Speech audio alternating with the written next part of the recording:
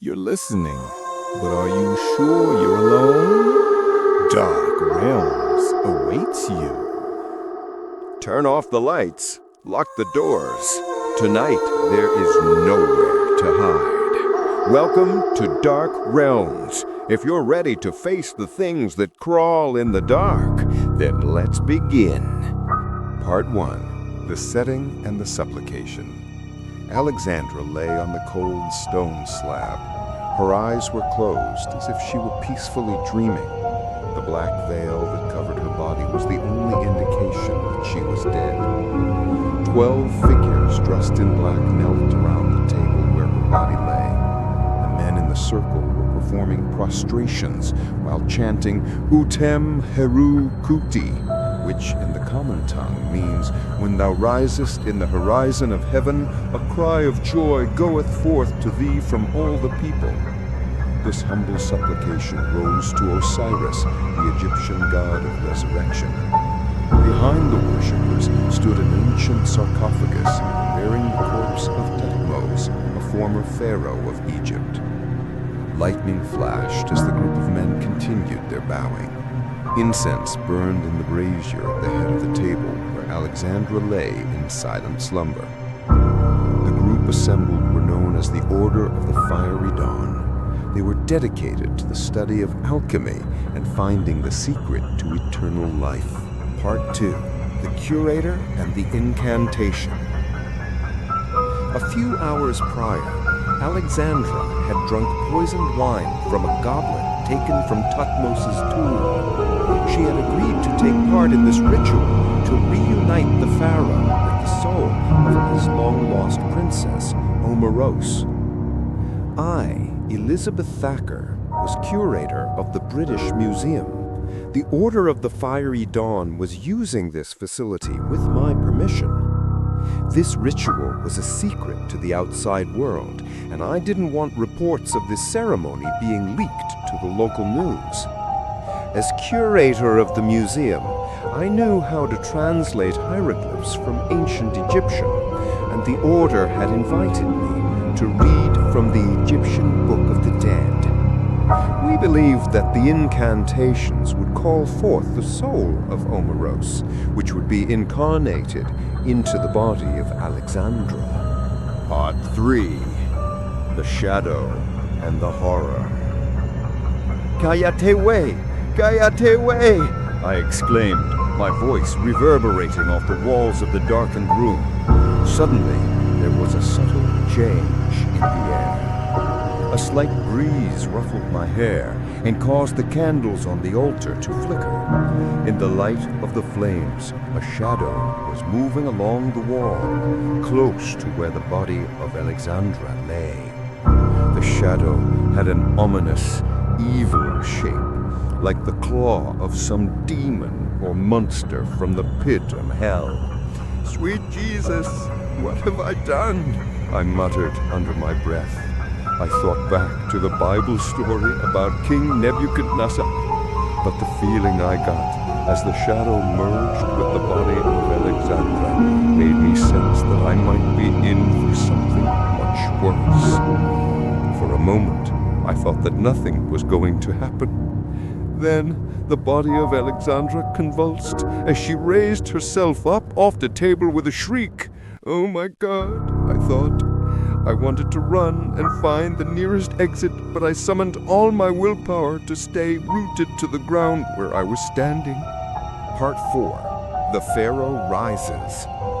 Alexandra turned her head in the direction of the sarcophagus containing the mummified remains of Thutmose. She reached her right hand towards the figure that lay resting in the box. Thutmose still lay in his slumber, arms crossed over his chest. His face, devoid of flesh, still carried an expression of serenity. From the corner of my vision, I could see one of the figures in black walking towards the box where Thutmose lay. In his hand, he carried something. It gave off an eerie blue glow. As the robed figure walked past me, I could see that it was a scarab beetle.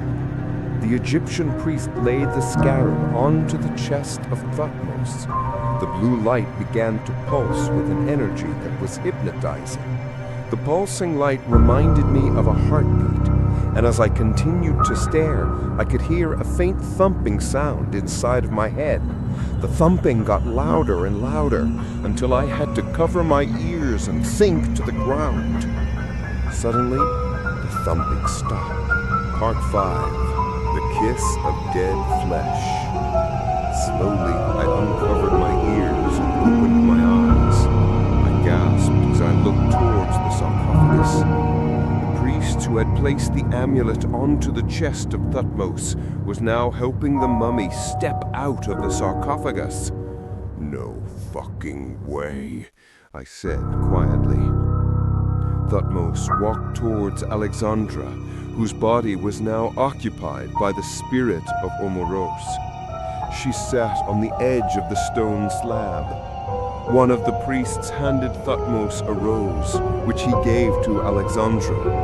Then he leaned in to kiss her on the mouth, dead flesh against living flesh. The sight of this spectacle was disgusting to me. Part 6. Elizabeth's Sacrifice. Suddenly, Thutmose turned in my direction. He walked towards me with a wry smile on his rotting face. "And as for you," he said in a weak whisper, "I need your flesh to make me whole." At first, I was confused. Then the reality of the situation hit me like a ton of bricks. "No, not me," I said, backing away in fear. But Thutmose's priests had already surrounded me. 2 of them grabbed my arms and pinned them behind my back. They carried me to the empty sarcophagus where Thutmose had lain. One of the priests took the scarab beetle and placed it on my chest. That terrible, awful, pulsing sound again in my ears. The blue, pulsing light absorbed into my chest, draining away my strength. I felt Thutmose's hand on my chest as he removed the beetle and put it onto his own skin. It was like a miracle. As he absorbed the energy into himself, new flesh started to appear on his skinny, skeletal form. The last thing that I saw before the darkness was the lid of the sarcophagus being slid into place. Finally, I succumbed and closed my eyes, breathing my last. Conclusion. The granite lid slides shut, sealing Elizabeth's final silent breath and confirming Thutmose's terrifying resurrection. He has his flesh, the Princess Omoros has her pharaoh, and the Order of the Fiery Dawn has achieved its dark goal. But what unholy reanimated force have they truly unleashed upon the modern world? If you dared to listen through to the end of Elizabeth's dark ritual, hit that like button. For more stories of ancient horror, forbidden knowledge, and mysteries that should have stayed buried, make sure you subscribe and ring the notification bell. We'll be waiting for you in the shadows. The night is over. The terror is not. Darkness doesn't truly leave. It simply waits for the next opportunity. If this story stole your sleep, make sure to subscribe to stay with us, because next week, something even more horrifying awaits. Remember, you are not alone.